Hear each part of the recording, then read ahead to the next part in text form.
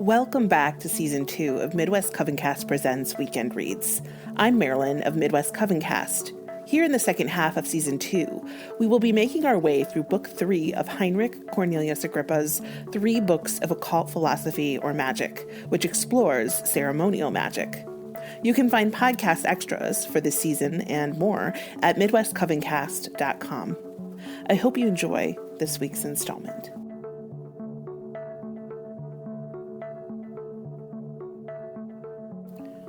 Chapter 65, The Conclusion of the Whole Work. These are the things, which for an introduction into magic, we have collected out of the tradition of the ancients, and diversely compiled in this book, in short words, yet sufficient for those who are intelligent.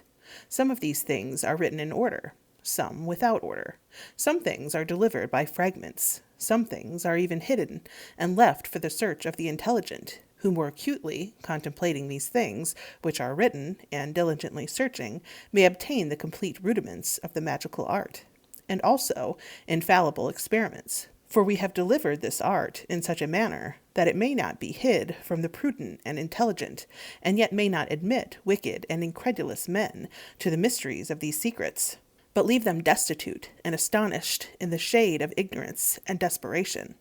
You therefore, sons of wisdom and learning, search diligently in this book, gathering together our dispersed intentions, which in diverse places we have propounded, and what is hid in one place we make manifest in another, that it may appear to you wise men, for you only have we written, whose mind is not corrupted, but regulated according to the right order of living, who in chastity and honesty, and in sound faith fear and reverence God, whose hands are free from sin and wickedness, whose manners are gentle, sober, and modest.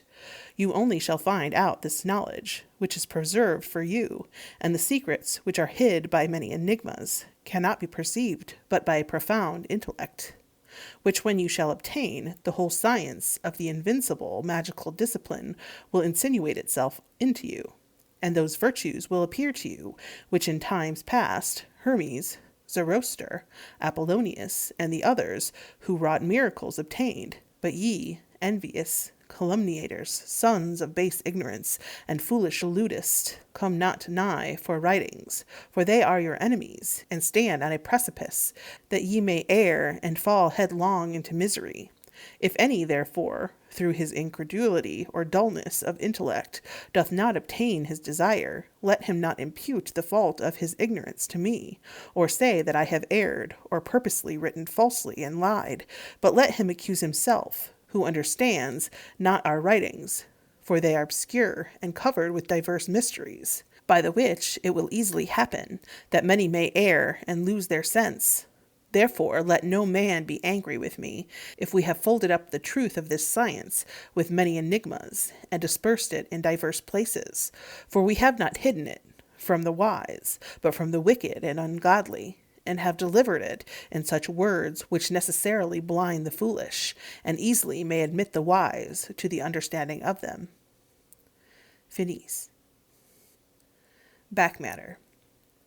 To the Reverend Father and Doctor of Divinity, Aurelius de Aquapendente, Augustine Friar, Henry Cornelius Agrippa sends greetings. By those letters, most reverend Father, which you sent me since the 2nd of this month, I understand your candidness towards me, and great learning, and indeed the curious searching after these things which lie hid in darkness. I did presently rejoice, and do bless myself that I have entered into acquaintance with such a friend, with whom I may improve my gifts. And now, this handwriting being my witness, I reckon you amongst the chiefs of my friends. But oh, who are your leaders that you follow, daring to enter into the house of Daedalus, from whence is no return, and of most dreadful Minoi, and daring to go through the watches, and commit yourself to the sisters of destiny? Who are your masters that you are conversant about, such huge things daring to attempt to make a wandering deity stable, perfidious, faithful, and the most fugacious of all the gods to be more constant than Adrastia? Take heed that you be not deceived by them that are deceived. Neither can the great reader of books direct you here, since they are but as riddles. How great writings are there made of the irresistible power of the magical art, of the prodigious images of astrologers, of the monstrous transmutations of alchemists, of that blessed stone by which Midas, like all metals that were touched, are presently transmuted into gold or silver, all which are found vain, fictitious, and false, as often as they are practised according to letter. Yet such things are delivered and writ by great and grave philosophers and holy men, whose traditions who dare say are false? Nay, it were impious to think that they were lies. There is therefore another meaning than that is written in letters, and that is veiled with diverse mysteries, and as yet clearly explained by none of the masters, and which I believe no man can attain to by reading of books only, without a skilful and faithful master, unless he be divinely illuminated, as very few are. Therefore, it is a vanity for any man that searches into the secrets of nature to give himself to bare reading. For they that thus do are being ensnared in the gins of the exterior spirits, to whom it is given to rule, made dangerous slaves, not knowing themselves, and go back into the footsteps of their flocks, seeking without themselves what they have in themselves. And this is that which I would have you know, because in us is the operator of all wonderful effects, who knows how to discern and effect, and that without any sin or offense to God whatsoever, the monstrous mathematicians and prodigious magicians, the envious alchemists and bewitching necromancers can do by spirits. In us, I say, is the operator of miracles. Not the bright stars of the sky, nor flames of hell, but the spirit that these doth make, doth in us dwell. But of these I shall discourse more fully, but in your presence, for these things are not to be written, but to be infused by the few sacred words, and with face to face, and that when I shall haply see you. Now, as concerning those books, which you desire of me, some of them were sometimes in my custody, but now are not. But as for those books which you have of mine, which were made in my youth, being intitulated of Occult Philosophy, the two former of them were deficient in many things. The third is wholly imperfect, and contains but a certain epitome of my writings. But I will, God willing, set forth the whole work, being made entire and revised, reserving the key thereof for most intimate friends only, one whereof you need not at all question, but that I reckon you. Farewell and prosper. From Lyons, the 24th of September, Anno Domini, 1527. Unto the same man. By your courteous letters, most reverend Father, I have seen, as in a glass, your whole mind, which I heartily embrace, and I would have you know that you shall be welcome to me beyond expression, and that you are seated deeply in my affections, and that I am such an one, I write this out of the abundance of my heart, as am not wont upon any occasion to forsake my friends. Wherefore, that you may obtain the desires, which are no less than mine, I will hasten to come to you.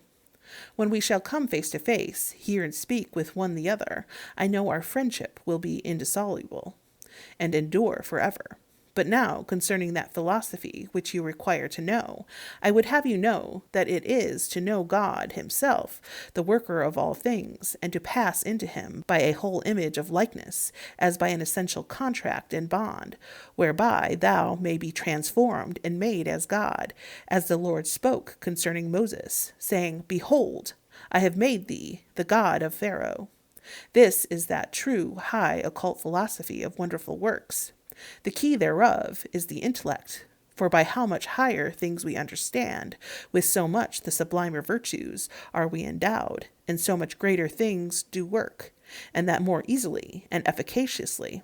But our intellect, being included in the corruptible flesh, unless it shall exceed the way of the flesh, and obtain a proper nature, cannot be united to these virtues, for like to like, and is in searching into these occult secrets of God and nature altogether efficacious. For it is no easy thing for us to ascend to the heavens. For how shall he that hath lost himself in mortal dust and ashes find God? How shall he apprehend spiritual things that is swallowed up in flesh and blood? Can man see God and live? What fruit shall a grain of corn bear if it be not first dead? For we must die, I say die, to the world, and to the flesh, and all senses, and to the whole man animal, who would enter into these closets of secrets, not because the body is separated from the soul, but because the soul leaves the body, of which death Paul wrote to the Colossians, Ye are dead, and your life is hid with Christ. And everywhere he speaks more clearly of himself. I know a man, whether in the body or out of the body, I cannot tell. God knows, caught up into the third heaven, etc. I say by this death, precious in the sight of God, we must die, which happens to few, and perhaps not always. For very few, whom God loves, and are virtuous, are made so happy. And first, those that are born, not of flesh and blood, but of God. Secondly, those that are dignified to it by blessings of nature, and the heavens at their birth. The rest endeavor by merits and art, of which more fully when I see you. But this I will advise you, that you be not deceived concerning me, as if I, at any time, having received such divine things, should boast of them to you, or should arrogate any such thing to myself, or could hope to have them granted to me, who hitherto have been a soldier, consecrated with man's blood, having been almost always belonging to the king's court, bound to a most dear wife by the bond of flesh, exposed to the blast of inconstant fortune, and being crossed in my flesh in the world and worldly affairs, and therefore could not obtain the sublime gifts of the immortal God. But I would be accounted as a director who, waiting always at the doors, shows to others which way they must go. But as for my love to you, you are indeed a little deceived. I do not see how you are my debtor, seeing I have bestowed nothing upon you. Only I am ready, when occasion serves, to bestow all things. So farewell and prosper. From Lyons, 19th November, Anno Domini, 1527. Henry Cornelius Agrippa sends greetings to a certain friend of the king's court. The ancients were wont to brand notoriously folly with this proverb, viz., to bring owls to Athens. But it is not a pair of less folly, but of most great impiety, to send devils to hell.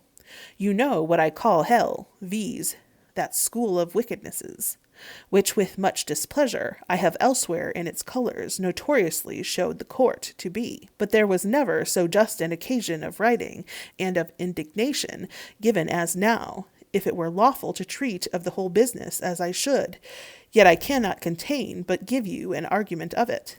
Now therefore hear a thing both foolish and impious. There was sent for out of Germany, with no small charges, a certain master of spirits, that is, a necromancer, who possesses a power over spirits, that as James and Jambres resisted Moses, so he should oppose Caesar. For they were persuaded by the father of lies that he could foretell all things to come, and disclose all secret counsels, and manifest even the thoughts. Moreover, that he was endowed with so great power that he could bring back the king's children through the air, even as we read that Habakkuk with his pulse was carried to the den of lions, and that he could do as Elisha did, being besieged in Dothan, show mountains full of horsemen and fiery chariots, and a very great army.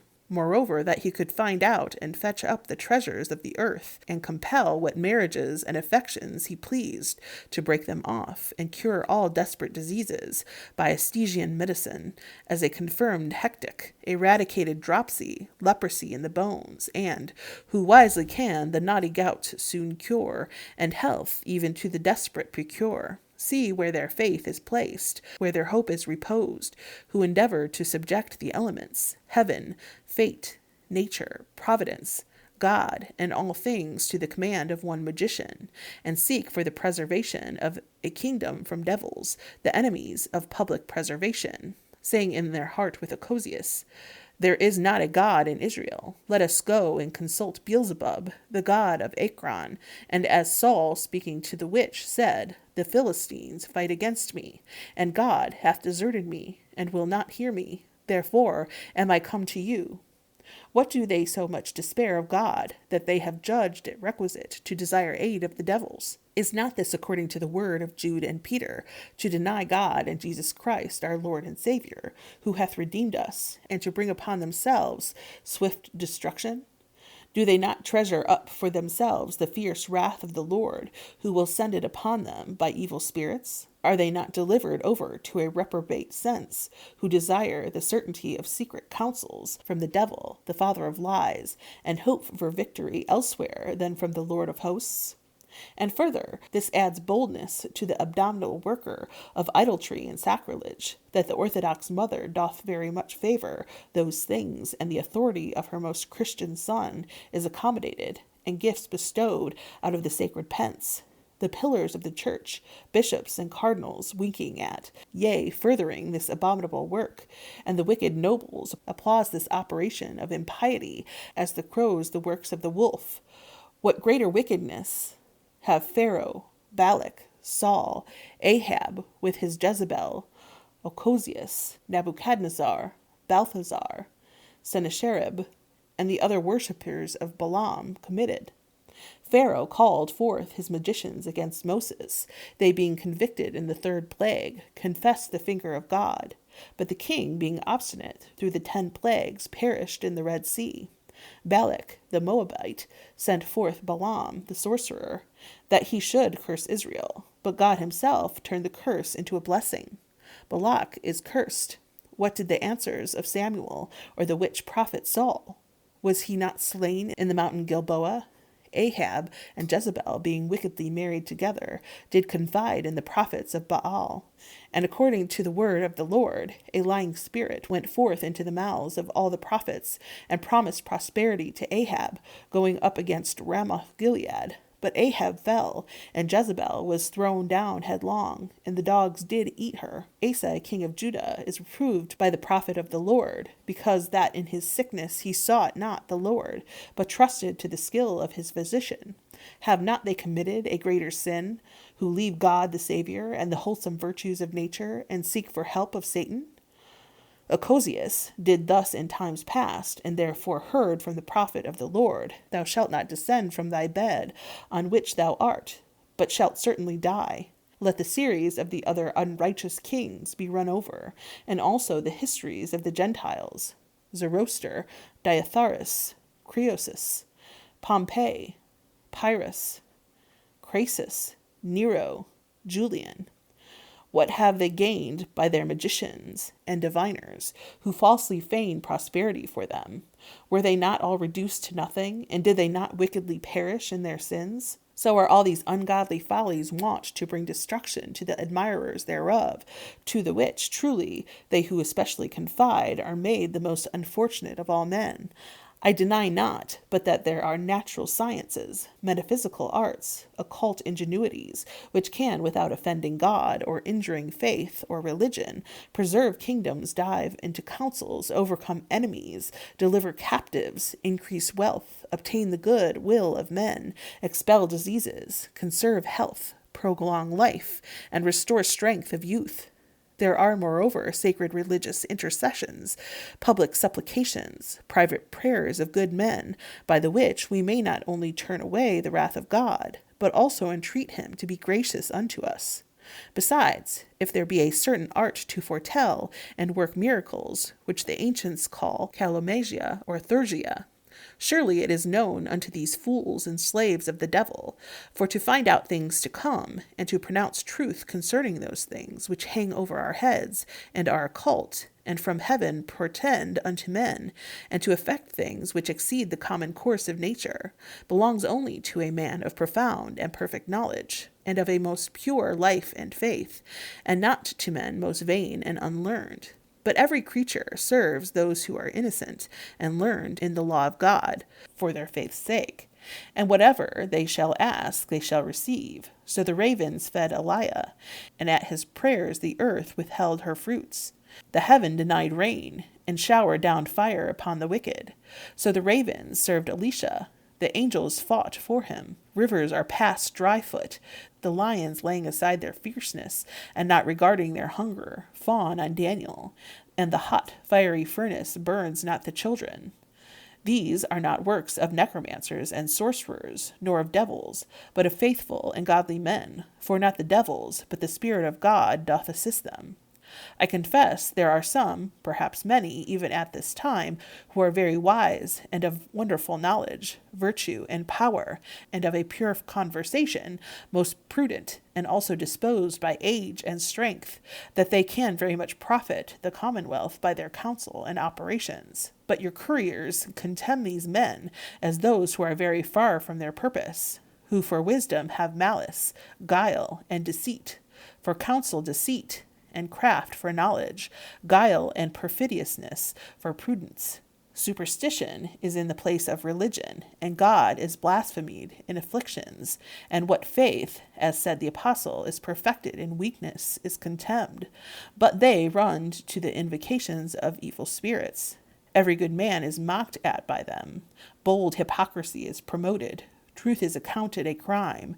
Praise and rewards are reserved for foolishness and wickedness. O fools and wicked, who by these arts would establish a kingdom by which formerly most potent empires have fallen and have been utterly overthrown, of whom it was truly spoken by Jeremiah, our crown is fallen, woe to us because we have sinned, which I wish might not be so truly as fitly applied to you. For truly, that verse, the numeral letters being gathered together, MCVI, expresses the year 1524, wherein, according to the account, your king was taken at Poppaea. Did not ye see these things and admire at them, which before they were done you judged impossible? And as yet you are proud and obdurate in your affliction.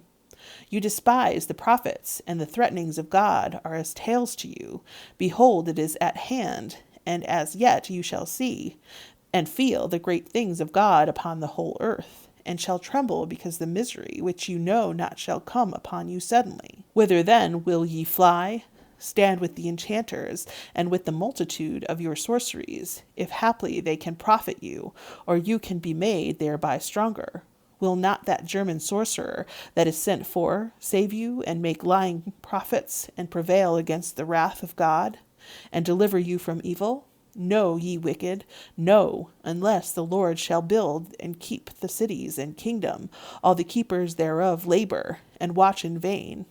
It is the work of God alone, not the devil's, not of magicians, to suspend or change the sentence of the prophets. But if you will with your whole heart turn unto his mercy, and will change your wickedness, then you may be freed from evil, as was Nebuchadnezzar, who, by the counsel of Daniel, redeeming his sins by alms, and his iniquities, by taking pity on the poor, avoided the imminent wrath of God for a time, until in the court of Babylon he with a proud speech recalled it back to himself again. Ahab, most impious, with his Jezebel, to whom the Lord threatened death by Elias, was, because he turned to God, made again the word of the Lord to Eliah. Because Ahab feared my face, I will not bring the evil in his days. The Ninevites, because by the edict of the king and princes they repented at the preaching of Jonas, were totally freed from the imminent punishment. Isaias brought this sentence to Ezekias, that he should set his house in order, because he should die. He prayed and wept, and was healed, and 15 years added to his life. For thus the Lord spoke to the same man by the same prophet. I have seen thy tears, and heard thy prayers. Behold, I will add to thy days 15 years.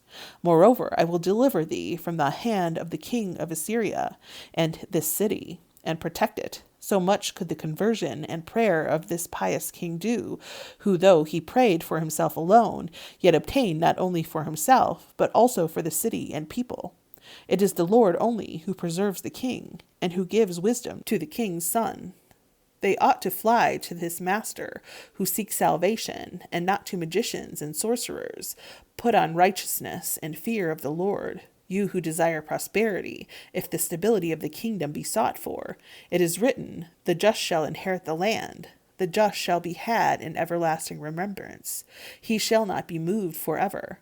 If security be sought for, they that fear the Lord shall not be afraid for evil tidings, but shall scorn all their enemies.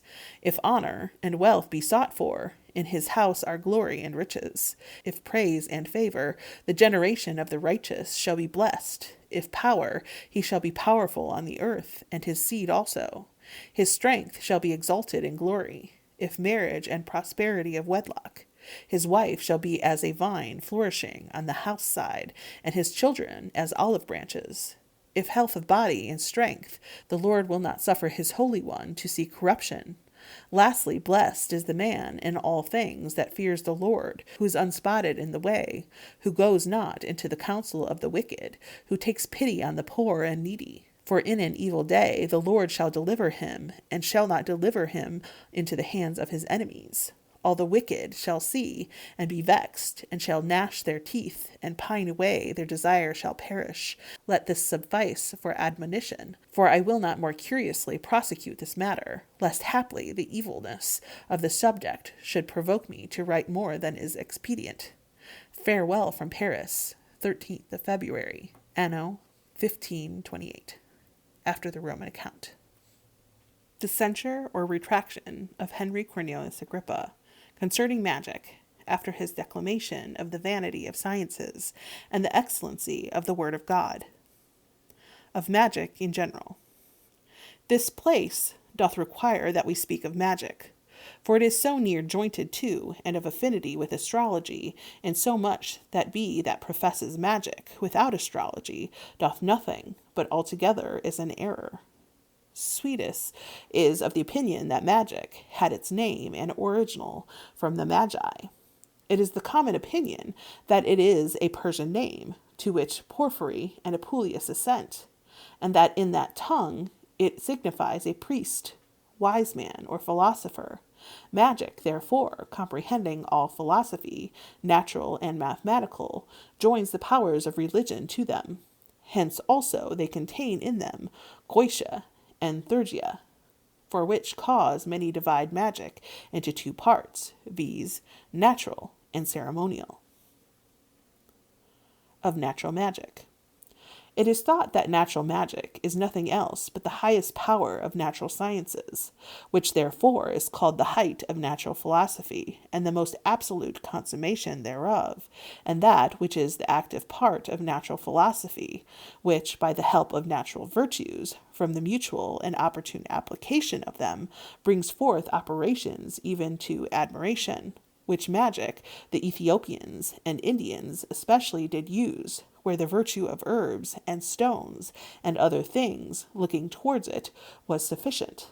It is said that Hierome made mention of it to Paulinus, where he said that Apollonius the Tyanean was a magician or philosopher, as also the Pythagoreans of this kind were those wise men which came to worship Christ with gifts when he was born, which the interpreters of the Chaldeans expound the philosophers of the Chaldeans, such as were Hierarchus amongst the Brahmins, Thespian amongst the Gymnosophists, Buddhists among the Babylonians, Numa Pompilius amongst the Romans, Zamolxides amongst the Thracians, Abaris amongst the Hyperboreans, Hermes amongst the Egyptians, Zoroaster, the son of Oromasis, amongst the Persians. For the Indians, Ethiopians, Chaldeans, and Persians chiefly did excel in this magic. With which, therefore, as Plato relates in Alcibiades, the sons of the Persian kings were instructed that they might learn to administer and distribute their image to the commonwealth of the world, and the commonwealth to it. And Cicero said in his books of divination that there were none amongst the Persians did enjoy the kingdom, but he that first had learned magic. Natural magic, therefore, is that which contemplates the powers of all natural and celestial things, and searching curiously into their sympathy, doth produce occult powers in nature into public view, so coupling inferior things as allurements to the gifts of superior things, that by their mutual application, that from thence arise wonderful miracles, not so much by art as by nature, to which art becomes an assistant, whilst it works these things. For magicians, as the most curious searchers of nature, making use of those things which are prepared by nature, by applying active things to passive, produce oftentimes effects before the time ordained by nature, which the vulgar think are miracles, which indeed are natural works, the prevention of the time only coming between. as if someone should produce roses in the month of March, and ripe grapes, or sowed beans, or make parsley to grow into a perfect plant within few hours, nay, and cause greater things as clouds, rains, thunders, and animals of divers kinds, and very many transmutations of things, many of which sort Roger Bacon boasted that he did do by mere natural magic. Of the works thereof wrote Zoroaster, Hermes, Arenthes, king of Arabia, Zacharias the Babylonian, Joseph the Hebrew, Bocchus, Aaron, Xenotenus, Chiramides, Almedal, Theodul, Alkindus, Abel, Ptolemy, Geber, Zahil, Nazabarab, Thabeth, Berith, Solomon, Astaphon, Hipparchus, Alcmaeon, Apollonius, Tryphon, and many others, many of whose works are yet entire, and many fragments are yet extant, and have come into my hands. Some modern men have also wrote of natural magic, but they but a few things, as Albertus, Arnoldus de Villanova, Raymundus Lully, Bacon, and Aponus, and the author of the book to Alphonsus, set forth under the name of Picatrix, who also together with natural magic mixes much superstition, which indeed the rest have done. Of mathematical magic. There are, moreover, other most witty emulators of nature, and most bold inquisitors, which promise they can, by the influences of the heavens, obtained without natural virtues, but only by mathematical learning, produce works like to those of nature, as walking or talking bodies, which have not animal virtues. Such was the wooden dove of Agrippa, which did fly, and the statue of Mercury, which did speak, and the brazen head made by Albertus Magnus, which they say did speak. Boetius, a man of great wit and much learning, excelled in these things, to whom Cassiodorus, writing concerning such like things, said, To thee it is appointed to know hard things, and show miracles. By the ingenuity of thy art metals speak. Diomedes, in brass trumpets and brazen serpent hisses, birds are feigned, and those which know no proper sound are heard sending forth sweet melody. We relate small things of him, who hath power to imitate the heavens. Concerning these arts, I think that is spoken, which we read in Plato in the 11th book of Laws. There is an art given to mortal men, by which they should generate certain latter things, not partaking of truth or divinity, but should deduce certain representations of affinity with them, and thus far have magicians gone, being men most bold to do all things, especially that old strong serpent, the promise of all sciences, favoring them, that they like apes endeavor to emulate God and nature. Of enchanting magic. There is, moreover, a kind of natural magic, which they call bewitching, medicinary, which is also by cups, love potions, and diverse medicaments, of sorcerers, of which sort Democritus is said to make some, whereby good, happy, and fortunate sons may be begotten, and another whereby we may rightly understand the voices of birds, as Philostratus and Porphyry relate of Apollonius. Virgil, also speaking of certain pontic herbs, said, I many times with these have Moiris spied, changed to a wolf, and in the woods to abide. From sepulchres would souls departed charm, and corn bare standing, form another's farm. And Pliny relates that a certain man, Demarchus Parahatus, in a sacrifice which the Arcades made by a human sacrifice to Jupiter Lysius, tasted of the entrails of a boy that was sacrificed, and turned himself into a wolf, by reason of which changing of men into a wolf, Augustine thinks that the name was put upon Pan Lysius and Jupiter Lysius. The same Augustine relates that whilst he was in Italy, there were certain women, magicians, like Circe, who by giving cheese to travelers turned them into cattle, and when they had carried what burdens they pleased, restored them into men again, and that the same happened to a certain father called Prestantine. But least any one should think these things to be but foolish toys, and things impossible, let him call to mind that Scripture mentions concerning Nebuchadnezzar the king, how he was turned into an ox, and lived 7 years with hay, and at length returned through the mercy of God into a man again, whose body after his death his son Evilmerodach gave as a prey to the vultures, lest he should again rise from the dead, who returned from a beast into a man, and more of this kind doth Exodus relate of the magicians of Pharaoh. But Solomon speaks of the same, and whether magicians or sorcerers, when he said, Thou hast terrified them, O God, because they have done horrible deeds by enchantments. Moreover, this I would have you know, that these magicians do not search into natural things only, but also those things which do accompany nature, and after a manner put it off, as motions, numbers, figures, sounds, voices, consents, lights, affections of the mind, and words.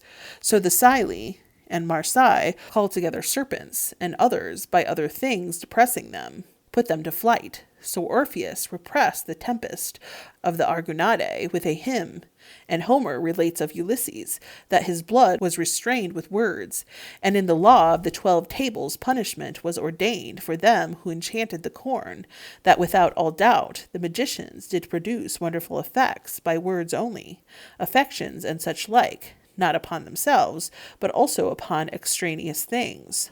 All which things are thought to put forth their innate virtue upon other things, draw them to them, or expel them from them, or any otherwise affecting them, no otherwise that the lodestone draws iron, or jeet chaff, or a diamond, or garlic bind them, so that by this gradual and concoctinated sympathy of things, not only natural and celestial gifts, but also intellectual and divine may, as Iamblichus, Proclus, and Synesius confirm by the opinion of magicians, be received from above, which Proclus in his book of sacrifice and magic confesses, viz., that by the consent of these kinds of things, the magicians were wont to call up the deities themselves.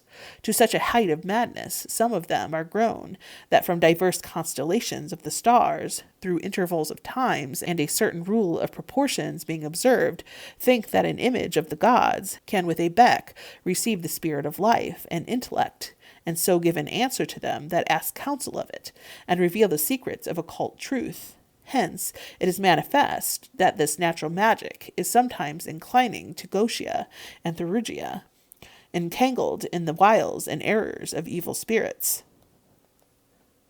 Of Goetia necromancy. Now the parts of ceremonial magic are Goetia and Theurgia. Goetia is unfortunate by the commerces of unclean spirits made up the rites of wicked curiosities, unlawful charms, and deprecations, and is abandoned and execrated by all laws. Of this kind are those which we now-a-days call necromancers and witches. A people envied by the gods have skill, begot by the evil one, even at their will, the heavens for to blemish, and the things which are in heaven and on earth to bring out of order, and the poles for to force, and of the rivers for to turn the course, the mountains level, and the sky to drive underneath the earth. These, therefore, are they which call upon the souls of the dead, and those which the ancients called epodai, who enchant boys, and bring them out into the speech of the oracle, and which carry about them familiar spirits, as we read of Socrates and such. As it is said, they fed in glasses, by which they feign themselves to prophecy, and all these proceed 2 ways. For some endeavor to call and compel evil spirits, adjuring by a certain power, especially of divine names, foreseeing every creature fears and reverences the name of him who made it. No marvel if Goetians, infidels, pagans, Jews, Saracens, and men of every profane sect and society do bind devils by invocating the divine name. Now, there are some that are most impiously wicked indeed, that submit themselves to devils, sacrifice to and adore them, and thereby become guilty of idolatry, and the basest abasement, to which crimes, if the former are not obnoxious, yet they expose themselves to manifest dangers. For even compelled devils always deceive us whithersoever we go. Now, from the sect of the Goetians have proceeded all those books of darkness, which Volupianus, the lawyer, calls books disallowed to be read, and forthwith appointed them to be destroyed, of which sort the first is Zapulus, reported to invent, who was given to unlawful arts. Then Barnabas, a certain Cyprian, and now, in these days, there are carried about books with feigned titles under the names of Adam, Abel, Enoch, Abraham, Solomon, also Paul, Honorius, Cyprianus, Albertus, Thomas, Hierome, and of a certain man of York, whose toys Alphonsus, king of Castile, Robert, an Englishman, Bacon, and Aponus, and many other men of a deplored wit have foolishly followed. Moreover, they have not made men only and saints and patriarchs and the angels of God the authors of such execrable opinions, but they boast also that those books were delivered by Raziel and Raphael, the angels of Adam and Tobias, which books openly betray themselves to him that looks narrowly into them, to be a rule, rite, and custom of their precepts, and a kind of words and characters, and order of extraction, an empty phase, and to contain nothing but mere toys and impostures, and to be made in latter times by men ignorant of all ancient magic, and forlorn artists of pernicious art, of profane observations mixed with the ceremonies of our religion, with many unknown names and seals intermixed, that thereby they may terrify and astonish the simple and ignorant. Moreover, it doth not yet appear that these arts are fables, for unless there are such indeed, and by them many wonderful and hurtful things done, there would not be such strict divine and human laws made concerning them, for the utter examinating of them. And why do the Goetians use those evil spirits only, but because good angels will hardly appear, expecting the command of God, and come not but to men pure in heart, and holy in life? But the evil are easily called up, favoring him that is false, and counterfeiting holiness, are always ready to deceive with their craft, that they may be worshipped and adored. And because women are most desirous of secrets, and less cautious, and prone to superstition, they are the more easily deceived, and therefore give up themselves the more readily to them, and do great prodigies.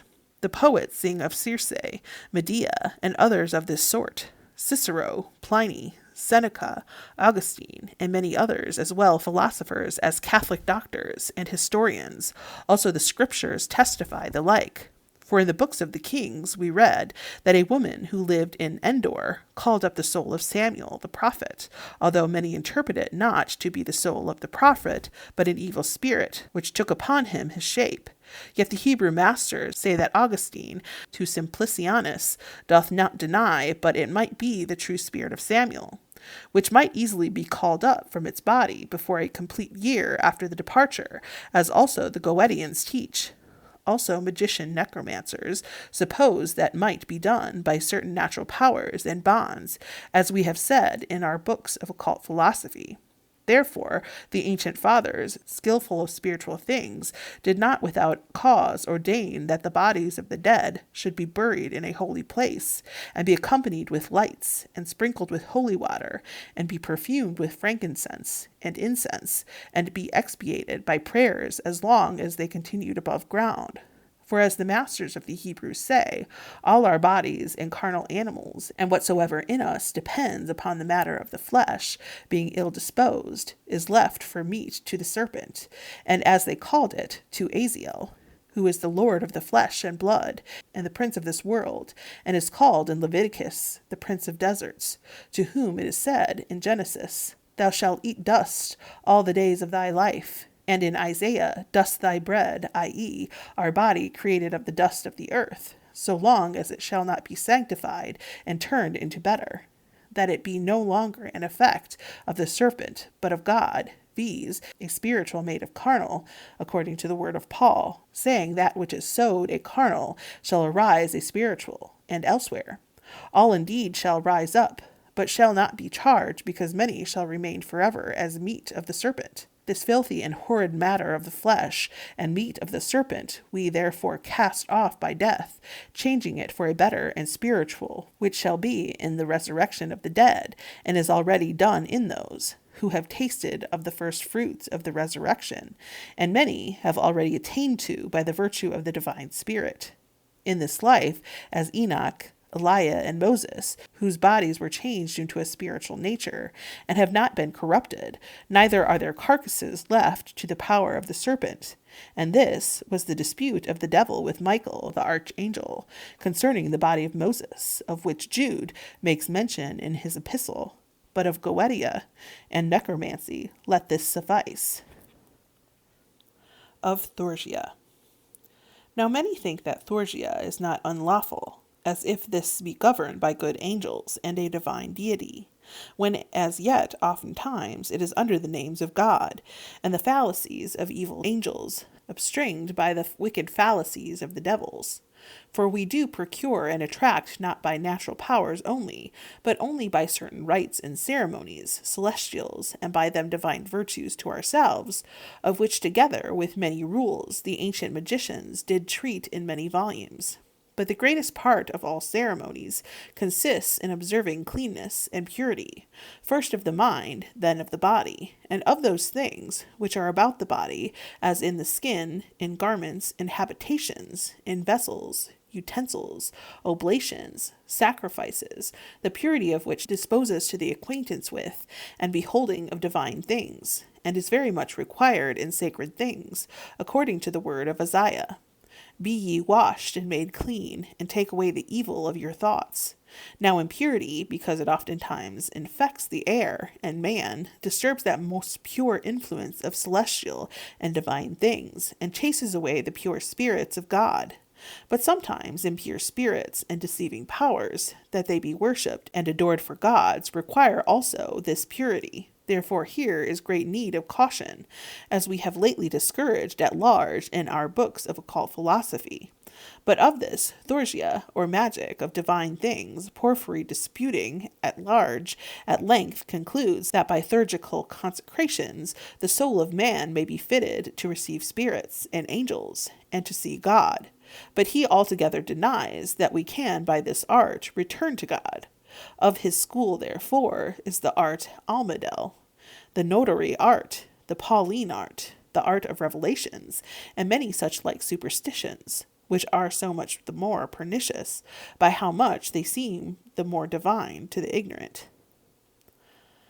Of Cabally. Here the words of Pliny come into my mind, who said the faction of magic depends upon Moses and Lutopia. Being Jews, which words put me in mind of the Cabally of the Jews, which the Hebrews are of opinion was delivered to Moses by God himself on Mount Sinai, and then by degrees of succession, without the monuments of letters, was until the times of Esdra delivered to others by word of mouth only, as the Pythagorean opinions were formerly delivered by Archippus and Lysaeus, who had schools at Thebes in Greece, and which the scholars, keeping the precepts of their masters in their memory, did use their wit and memory instead of books. So certain Jews, despising literature, place this in memory, and observations, and vocal traditions, whence Cabally was by the Hebrews called, as it were, the reception of anything from another only by hearing. That art, as it is reported, is very ancient, but the name was known but of late times amongst Christians. They deliver a double science, therefore, the one of Breseth, which they call cosmology, viz., explaining the powers of things created natural and celestial, and expounding secrets of the law and Bible by philosophical reasons, which truly upon this account differs nothing at all from natural magic, in which we believe K. Solomon excelled.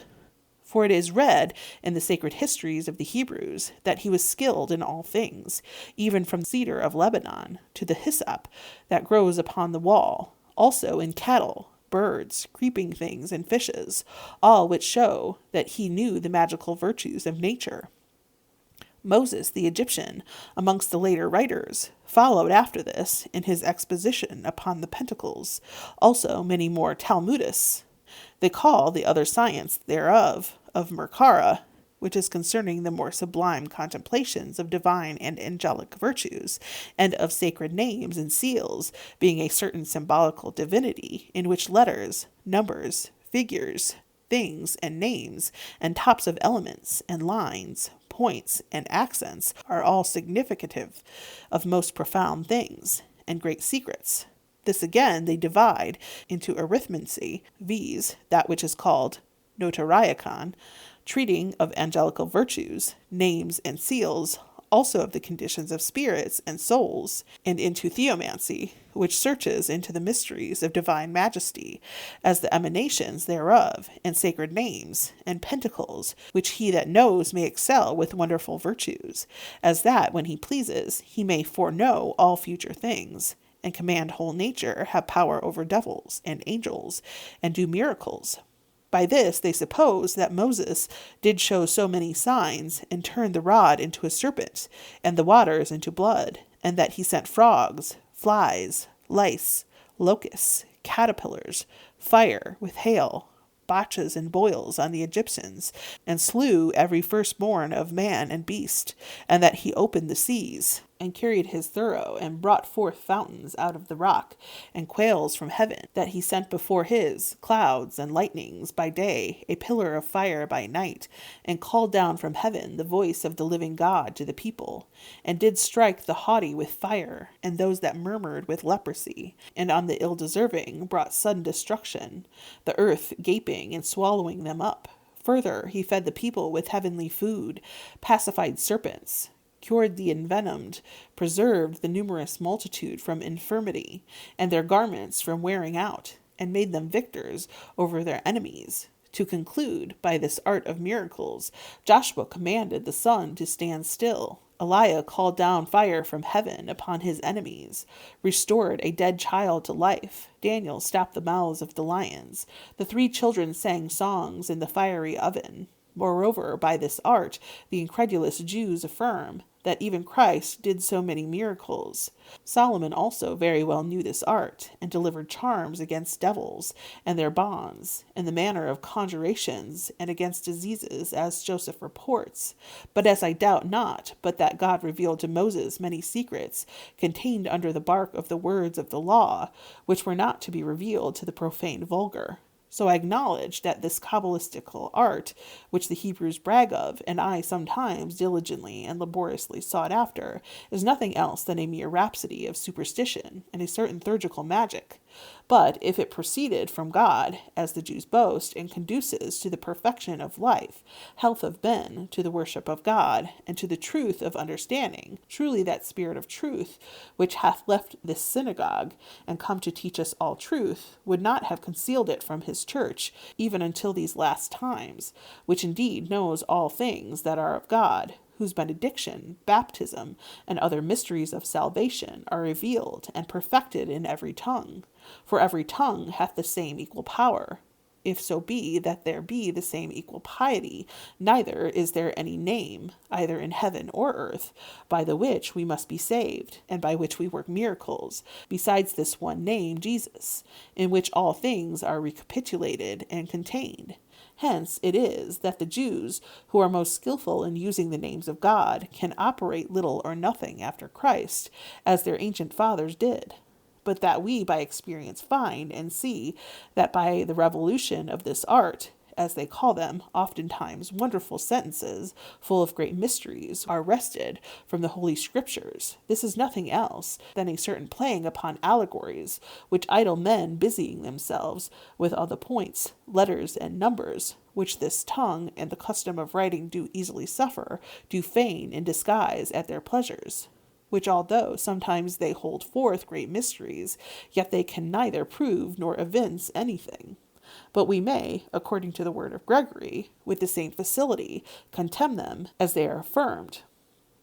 Rabanus, the monk, by the same artifice hath feigned many things, but in Latin characters and verses, with certain pictures inserted, which being read any way by the delineations of the superficies and pictures, do declare some sacred mystery, representing the histories of the things painted, which also may without doubt be wrested from profane writings, as every one may know, who hath read the cantones of Valena Proba, composed out of the verses of Virgil concerning Christ. All things of this kind are the speculations of idle brains. But what belongs to the working of miracles, there is none of you, I suppose of, so foolish and understanding, who believes that they have any art or science of them. Therefore, this Kabbalah of the Jews is nothing else than a most pernicious superstition, by the which they gather at their pleasure, divide, transfer words, names, and letters, shatteringly put in the Holy Scriptures, and by making one thing out of another, they dissolve the connections of the truth, the speeches, inductions, and parables, and here and there construing them by their own fictions, would bring the words of God to their follies, defaming the Scriptures, and saying that their fictions have foundation on them. They calumniate the law of God, and by the supputations of words, syllables, letters, numbers, impudently extorted, they essay to bring violent and blasphemous proofs for their unbelief. Besides, they being put up by these trifles, do boast that they find and search out the unspeakable mysteries of God and secrets, which are above the Scriptures, by the which also they impudently affirm, and without blushing, that they can even prophesy and do miracles and wonders. But it happens to them, as to Aesop's dog, who leaving his bread and gaping after the shadow, lost his food. So this perfidious and stiff-necked people, being always busied in the shadows of the Scriptures, and about their own vanities, and doing violence by their artificial but superstitious Kabbalah, do loose the bread of eternal life, and being fed with vain words, do destroy the word of truth. From this judicial ferment of Kabbalistical superstition proceeded, as I suppose, the Ophitain, Gnostican, and Valentinian heretics, who together with their disciples feigned a certain Greek Kabbalah, perverting all the mysteries of the Christian faith, and by their heretical corruption wresting them to the Greek letters and numbers, by the which they constituted a body of truth, as they call it, and taught that without these mysteries of letters and numbers, the truth could not be found in the gospel, because that the writings thereof are various, and sometimes repugnant to themselves, and full of parables, that they who see might not see, and they who hear might not hear, and that they who understand might not understand, and that they are propounded to the blind and erroneous, according to the capacity of their blindness and error.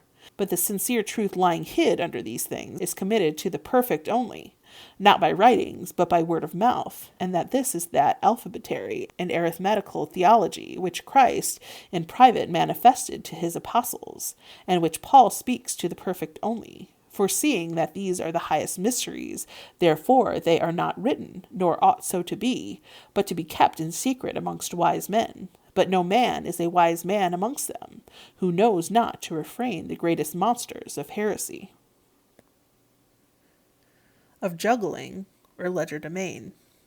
But let us return to that magic, part of which is an art of juggling, i.e. delusions, which are made according to appearance only, by which magicians show phantasms, and play many miracles by circulatory frauds, and cause dreams, which they do not so much by geotic enchantments and imprecations and deceits of devils, as by certain vapors, perfumes, lights, love medicines, colleries, allegations, and suspensions, also by rings, images, glasses, and such like drugs, and instruments of magical art, and a natural and celestial power.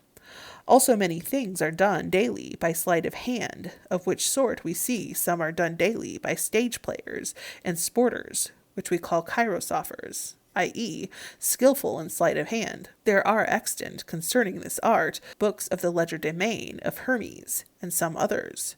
We read also of a certain man called Pasiton, a most notable juggler, that was wont to show a banquet to guests, and when he pleased to make it vanish away again, all rising with hunger and thirst, being deluded. We read that Numa Pompilius did use these kinds of juggling, and also that most learned Pythagoras did sometimes do this toy, that what things he pleased, he would write in a glass, which being set against the full moon, he would show to anyone that stood behind it those things represented in the globe of the moon. Hither belongs whatsoever poets sing of the transmutations of men, which also is delivered by historians and by some Christian divines, and also is recorded in the Scripture. So men may appear like asses or horses or other animals, with fascinated eyes or a troubled medium, and that by a natural art. Sometimes these are done by good and evil spirits, or by God himself at the request of some good men, as in the scripture we read of Elisha the prophet beset by an army of the king fortifying Dothan. But to pure eyes, and such as be opened by God, those cannot deceive, so that woman, which was judged to be a kind of cattle, did seem to Hilario to be not any such thing, but a woman. These things, therefore, which are done according to appearance only, are called jugglers. But those things which are done by the art of transmuting or translating, as of Nebuchadnezzar, or of corn carried to another field, we have spoke of before, but of this art of juggling, thus said Iamblichus. These things which are supposed to be juggled or bewitched, besides imagination, have no truth of action or essence. The end of these is but to hold forth things to the imagination according to appearance, of which there presently remains no footsteps or signs. Now by what hath been said, it is manifest that magic is nothing else but a collection of idolatry, astrology, and superstitious medicines. And now there is by magicians raised a great company of heretics in the church, who by Jannes and Jambres resisted Moses, do in the like manner resist the apostolical truth. The chief of these was Simon the Samaritan, on whom by reason of this art was bestowed at Rome in Claudius Caesar's time a statue with this inscription: To Simon, the holy god, of his blasphemies, Clemens Eusebius and Irenaeus make mention. From this Simon, as from a seminary of all heresies, proceeded by successions the monstrous Ophites, the filthy Gnostics, the impious Valentinians, Sardonians, Marcianus, Montanians, and many other heretics, lying against God for gain in vain glory, doing no good to men, but deceiving them, and drawing them into destruction in error, to whom they that give credit shall be confounded in the judgment of God. But of magic I wrote, whilst I was very young, 3 large books, which I called of Occult Philosophy, in which was then through the curiosity of my youth erroneous, I now being more advised, and willing to have retracted by this recantation. I formerly spent much time and costs in these vanities. At last I grew so wise as to be able to dissuade others from this destruction. For whosoever do not in the truth, nor in the power of God, but in the deceits of devils, according to the operation of wicked spirits, presume to divine a prophecy, and practicing through magical vanities, exorcisms, incantations, and other demonical works and deceits of idolatry, boasting of delusions and phantasms, presently ceasing, brag that they can do miracles. I say all these shall with Jannes and Jambres and Simon Magus be destined to the torments of eternal fire. Of the Occult Philosophy of Henry Cornelius Agrippa, Finis, Anno 1538, in the month of July. This concludes Heinrich Cornelius Agrippa's 3 books of occult philosophy or magic. Thank you so much for joining us this season for Midwest Coven Cast Presents Weekend Reads, as we finished out the work we've begun in Season 1, as we read through the 2nd and 3rd books of Heinrich Cornelius Agrippa's 3 books of occult philosophy or magic. I'm so happy to announce that Weekend Reads will be back in the spring with Season 3, and if you'd like to help us choose the next book to be read or learn how you can support Midwest Coven Cast and our array of projects, please keep a lookout on our website, MidwestCovenCast.com, and our social media channels, at Midwest Coven Cast on TikTok, Facebook, and Instagram, and at Midwest Coven on Twitter. We hope you learned so much this season, and we can't wait to get back to it this spring. Until next time, Coven, blessed be.